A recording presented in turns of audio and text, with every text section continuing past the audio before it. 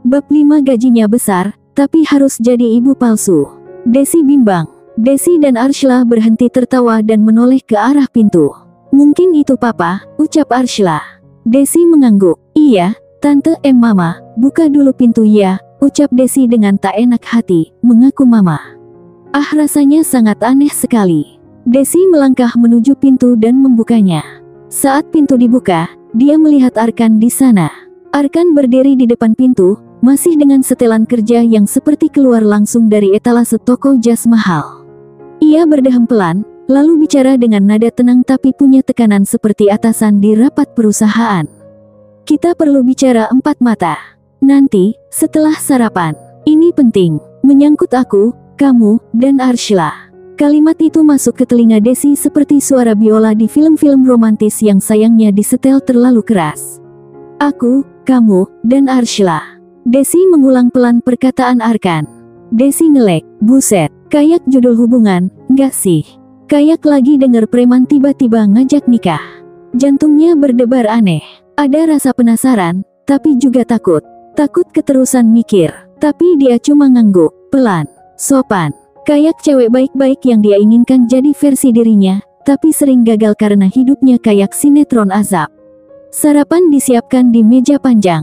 Nasi hangat, telur dadar, sop ayam yang aromanya bisa nyembuhin luka batin, dan teh manis dalam gelas kaca. Tapi pikiran Desi jauh dari semua itu.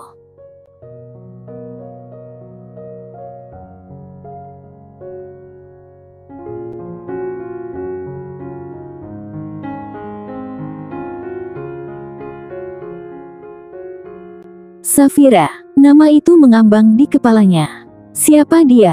Kemana dia pergi? Kenapa dia ditinggal? Dan, kenapa Desi bisa semirip itu sampai Arkan nyebut nama itu sambil tatapannya kayak nembus ke masa lalu. Desi mengunyah dengan lambat, lebih lambat dari biasanya. Dia ngangguk kalau ditanya, makanannya enak. Tapi rasanya dia nggak tahu apa yang dia makan. Bukan karena gak enak, tapi karena otaknya lagi loading pertanyaan-pertanyaan hidup yang gak ada jawabannya. Abis sarapan, sesuai janji, Arkan mengajak Desi ke ruang kerjanya. Arshila awalnya ngeyel, mau ikut, tapi Desi jongkok, peluk dia, dan bisik, mama mau ngobrol sebentar sama papa. Nanti kita main lagi ya. Anak itu ngambek, tapi akhirnya menurut. Hebat juga efek panggilan, mama ini. Desi masuk ke dalam ruang kerja Arkan dengan perasaan yang tidak jelas. Kamar itu wangi kayu, maskulin, dan tenang. Kursinya besar-besar, dan ada tumpukan buku serta beberapa map rapi di rak. Mereka duduk, saling berhadapan, sepi. Desi sampai bisa mendengar detak jantungnya sendiri. Dia jadi gelisah, karena mereka beda jenis. Karena dia cewek, Arkan cowok. Dan karena, gimana kalau Arkan tiba-tiba niru adegan drakor? Si bos jatuh cinta sama gadis sederhana. Terus tiba-tiba nyium, atau, astagfirullah, Desi. Dia hampir menamparkan diri sendiri karena pikirannya lari kemana-mana. Lalu,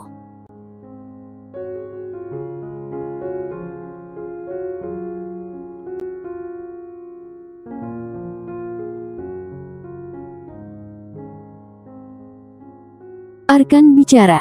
Suaranya tenang, pelan. Tapi serius, tenang, aku nggak akan ngapa-ngapain kamu. Nggak usah takut, Dek. Desi langsung merasa ketahuan. Ya ampun, dia bisa baca pikiranku, ya. Itu kata hatinya. Desi nyengir, bukan karena ada yang lucu. Tapi, karena dia merasa malu. Nada Arkan bukan marah, tapi cukup untuk bikin mental orang standar goyah. Bikin Desi merasa, ya, mungkin kelihatan banget mukanya panik dan takut tadi. Dia nyengir, mencoba mencairkan suasana, tapi Arkan tetap menatapnya. Datar, seperti triplek kualitas A. Astaga, nih orang datar banget, kayak meja kayu belum dipernis, gerutu Desi dalam hati. Tapi cepat-cepat dia menegur pikirannya sendiri. Desi, jangan gitu. Bagaimanapun juga, dia yang udah kasih kamu makan dan tempat tinggal. Bersyukur, napa? Jadi Desi tersenyum, manis, tapi palsu. Setulus dia bisa. Meski canggung banget, Arkan hanya menghela napas. Diam. Tatapannya tetap datar. Desi bingung harus ngomong apa. Tapi dia tahu, pembicaraan penting itu akan dimulai. Dan dia harus siap, meski hatinya belum tahu harus siapin apa. Kalau pembicaraan ini soal Safira, Desi harus tahu. Kalau ini tentang kenapa Arshila memanggilnya mama, dia harus tahu. Tapi kalau ini tentang hati, dia belum tahu siap atau tidak. Desi duduk di depan Arkan dengan postur kaku seperti papan triplek yang dijemur. Tangannya saling menggenggam di pangkuan, sambil dalam hati sibuk berdoa supaya ini bukan momen pembacaan vonis. Tapi dari cara Arkan duduk tegak, tenang, dan penuh aura bapak-bapak CEO, Desi tahu ini serius. Ruang kerja itu hening, angin dari jendela hanya gerak pelan. Jam dinding berdetak, menambah efek dramatis yang bikin Desi ingin nyender ke dinding lalu pura-pura pingsan.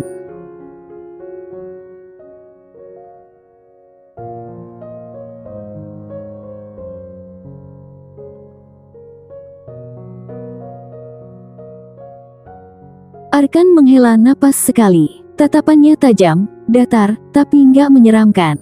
Cuma bikin jantung Desi kelupas dikit. Lalu keluar kalimat itu, tanpa basa-basi, tanpa pemanasan. Langsung tusuk ke ulu hati. Mau nggak pura-pura jadi ibu Arshila? Dek, kata pura-pura aja udah bikin dada Desi kayak dicekek secara spiritual. Tapi ditambah, ibu Arshila. Oke, ini saatnya dia kabur. Desi langsung berdiri. Maaf, saya ke kamar dulu ya. Kayaknya sendal saya belum bernafas dengan baik, hehe, candanya. Tapi Arkan tetap tenang. Duduk, Desi. Dan anehnya, Desi duduk lagi. Kenapa? Karena nada suaranya. Nada, nggak maksa, tapi jangan macam-macam. Nada lelaki yang udah capek dengan hidup tapi tetap bisa fokus ngasih perintah kayak guru BP di sekolah. Desi menggaruk kepala yang tidak gatal. Maaf, Mas, maksudnya gimana? Ya. Kok, agak serem. Arkan masih serius. Arshila terlalu percaya kamu adalah ibunya. Sejak kemarin dia terus bahagia. Tidur lebih nyenyak, makan lahap. Dia belum pernah begitu sejak ibunya pergi. Desi membisu. Istrinya pergi. Bukan cerai. Bukan pisah rumah. Tapi, pergi. Kepalanya penuh tanya, tapi mulutnya terkunci. Arkan melanjutkan, aku butuh kamu tetap ada di sini. Setidaknya, sampai Arshila bisa membedakan kenyataan dan harapan. Desi menarik napas panjang. Tapi, saya bukan siapa-siapa, Mas. Saya bukan ibunya. Saya juga pengangguran, buronan, bahkan. Arkan nyaris tersenyum. Aku tahu, tapi kamu membuat Arshila merasa punya rumah lagi. Dan di titik itu, hati Desi seperti disiram air panas dan dingin bersamaan. Rumah, kata yang jarang dia rasakan.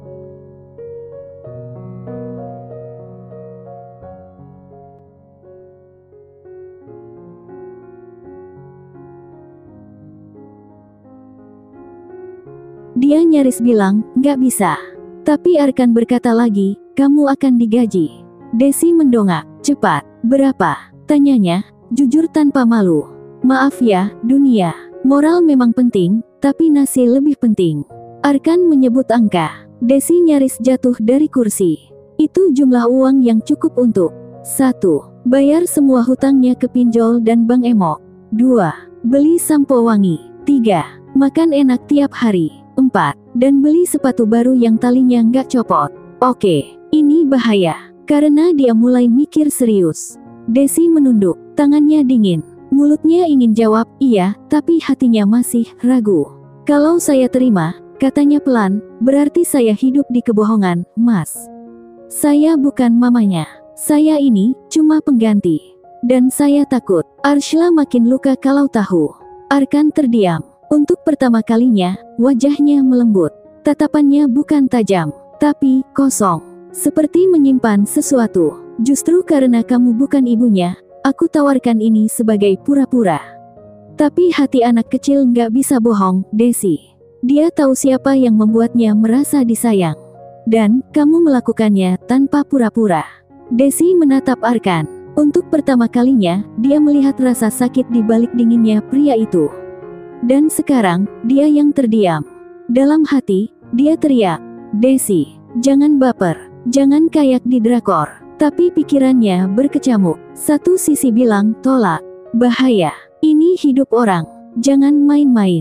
Sisi lain bilang, uang, rumah, Arshila, hangat. Dan suara ketiga, yang paling keras, berbisik.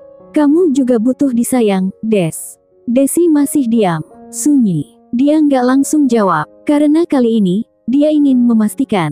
Apakah keputusannya karena uang, atau karena hati? Di luar jendela, matahari mulai naik. Tapi dalam hati Desi, langit masih abu-abu. Dan di antara semua pertanyaan hidupnya, satu hal yang paling membuatnya gemetar. Apa yang akan terjadi saat pura-pura itu berubah jadi sungguhan? Kalau kamu suka dengan cerita ini, yuk subscribe dan like dulu. Jangan lupa aktifkan tombol notifikasinya juga. Terima kasih.